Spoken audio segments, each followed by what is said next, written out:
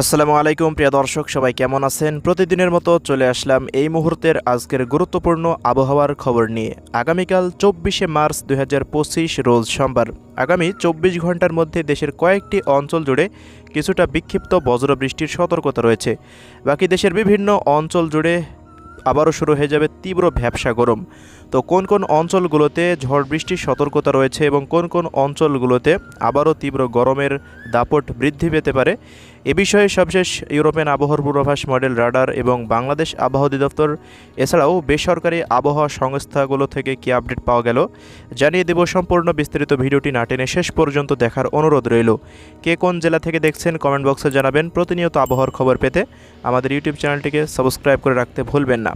তো প্রিয় দর্শক, আমরা শুরুতেই এই মুহূর্তে একটু স্যাটেলাইট রাডারের দিকে লক্ষ্য রাখবো। তো দেখতে পাচ্ছি বরিশাল বিভাগের প্রত্যেকটা জেলার আকাশ কিছুটা আংশিক মেঘলা থেকে মেঘাচ্ছন্ন এবং এছাড়াও এদিকে খুলনা বিভাগের দামোড়হুদা, চুয়াডাঙ্গা, আলমডাঙ্গা, ঝিনাইদহ, মাগুরা, যশোর, নড়াইল এই সমস্ত জেলার আকাশগুলো কিছুটা মেঘলা থেকে মেঘাচ্ছন্ন। বাকি এদিকে চট্টগ্রাম বিভাগেরও বেশিরভাগ জেলার আকাশ এই মুহূর্তে কিছুটা অস্থায়ীভাবে আংশিক মেঘলা রয়েছে। তবে এই মেঘের দ্বারা আজ রাতের মধ্যে তেমন কোনো বজ্রবৃষ্টির সতর্কতা কিন্তু থাকছে না।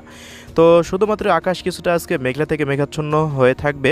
বাকি দিকে দেখুন ঢাকা বিভাগের ঢাকা, ধামরাই, দোহার, মুন্সিগঞ্জ থেকে শুরু করে ফরিদপুর, এদিকে নগরপুর, কাপাসিয়া, কিশোরগঞ্জ, টাঙ্গাইল, বাংশাইল, এদিকে পাবনা থেকে শুরু করে দেখুন ভাঙ্গুড়া, ভেড়া, সিরাজগঞ্জ, রাজ্যের এই অঞ্চলগুলোও কিছুটা মেঘলা থেকে মেঘাচ্ছন্ন রয়েছে।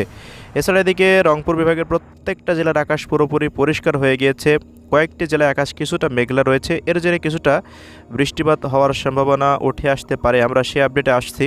এছাড়াও এদিকে ময়মনসিংহ বিভাগের আকাশগুলো পুরোপুরি পরিষ্কার দেখা যাচ্ছে। তো দেখুন তেমন কিন্তু বজ্রবাহী মেঘ আগের মতো নেই। সিলেটেরও প্রত্যেকটা জেলার আকাশ এই মুহূর্তে পুরোপুরি পরিষ্কার রয়েছে। এছাড়া ভারতের কলকাতার দিকে যদি লক্ষ্য করি, কলকাতা থেকে শুরু করে এদিকে শান্তিনগর, আরামবাগ, বর্ধমান, পুরুলিয়া, বাঁকুড়া, খড়গপুর থেকে শুরু করে হলদিয়া এবং মুর্শিদাবাদ থেকে শুরু করে এদিকে দেখুন আসাম, মেঘালয়ের, ত্রিপুরা রাজ্যের প্রত্যেকটা জেলার আকাশ কিছুটা মেঘলা রয়েছে। তবে এই মেঘের দ্বারা কিছুটা বিক্ষিপ্ত বৃষ্টিপাত হওয়ার সম্ভাবনা কিন্তু থাকতে পারে। তো এই ছিল আকাশের পরিস্থিতি। এবার আমরা বৃষ্টিপাতের আপডেটে চলে আসলাম। তো দেখতে পাচ্ছেন আজ রাতের মধ্যে সরিষাবাড়ি, সিরাজগঞ্জ, বগুড়া, এদিকে গাইবান্ধা জেলার পীরগঞ্জের আশেপাশ দিয়ে, এদিকে বাহাদুরবাদ, চর রাজীবপুরের আশেপাশ দিয়ে এবং এদিকে পঞ্চগড়, বোদা, দেবীগঞ্জ, লালমনিরহাট, জলঢাকা, সাইদপুর, ঠাকুরগাঁওয়ের আশেপাশ দিয়ে দু এক অঞ্চলে সামান্য পরিমাণে কিছুটা বৃষ্টিপাতের সম্ভাবনা থাকছে। এছাড়া বরিশাল বিভাগের আকাশগুলি রাতের মধ্যে কিছুটা অস্থায়ীভাবে আংশিক মেঘলা থাকবে। ঢাকা থেকে দেশের অন্যান্য জেলার আকাশগুলো রাতে থেকেই পরিষ্কার হতে শুরু করে দিবে।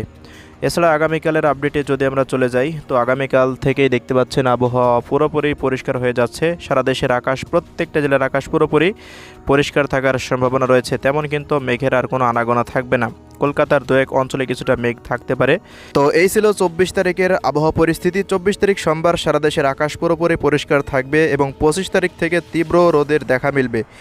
25, 26, 27, 28, 29 তারিখ পর্যন্ত প্রত্যেকটা জেলায় তীব্র তাপপ্রবাহের সতর্কতা রয়েছে। তবে 30 তারিখের পর থেকে রাজধানী ঢাকা, খুলনা, বরিশাল, চট্টগ্রাম বিভাগের প্রত্যেকটা জেলার আকাশ পুরোপুরি আবারও মেঘলা থেকে মেঘাচ্ছন্ন হয়ে থাকার সম্ভাবনা রয়েছে। এর প্রভাবে বেশ কিছু জেলাতে কিছুটা বিক্ষিপ্ত বজ্রসহ বৃষ্টিপাত হতে পারে ঢাকা, খুলনা, বরিশাল ও চট্টগ্রাম বিভাগের দক্ষিণাঞ্চলের দিকগুলো মূলত।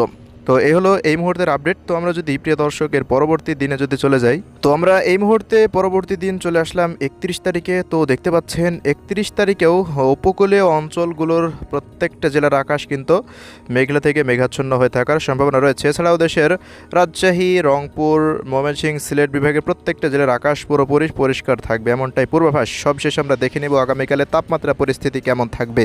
তো আমরা এই মুহূর্তে তাপমাত্রাবাহী মোডে চলে আসলাম। তো দেখতে পাচ্ছি রাজধানী ঢাকা বিভাগের প্রত্যেকটা জেলায় তাপমাত্রা পরিস্থিতি আগামীকাল 33 থেকে 34 ডিগ্রি সেলসিয়াসের আশেপাশে থাকতে পারে। রংপুর বিভাগের জেলাগুলিতে তাপমাত্রা 30 ডিগ্রি সেলসিয়াসের আশেপাশে থাকার সম্ভাবনা। ময়মনসিংহ, সিলেট এবং রাজশাহী বিভাগের দিক দিয়ে তাপমাত্রা পরিস্থিতি 29 থেকে 30 ডিগ্রি সেলসিয়াস থাকবে। দু এক অঞ্চলে 31-32-এর আশেপাশে থাকতে পারে। তো এই হলো পরিস্থিতি। দেখুন রাজশাহীর দিকে 29 ডিগ্রি সেলসিয়াস তাপমাত্রা দেখাচ্ছে প্রত্যেকটা জেলাতেই। খুলনা এবং বরিশাল বিভাগে 32 থেকে 33-এর আশেপাশে থাকবে। এরপর চট্টগ্রাম বিভাগে 33 থেকে 34 ডিগ্রি সেলসিয়াসের আশেপাশে থাকতে পারে চট্টগ্রাম বিভাগের প্রত্যেকটা জেলার তাপমাত্রা পরিস্থিতি। তো এই হলো প্রিয় দর্শক আজকের সংক্ষিপ্ত আবহাওয়ার পূর্বাভাস। নিয়মিত সঠিক আবহাওয়ার তথ্য পেতে আমাদের ইউটিউব চ্যানেলটিকে সাবস্ক্রাইব করে রাখবেন। কে কোন জেলা থেকে দেখছিলেন কমেন্ট বক্সে জানাতে ভুলবেন না। সবাই ভালো থাকবেন। আল্লাহ হাফেজ।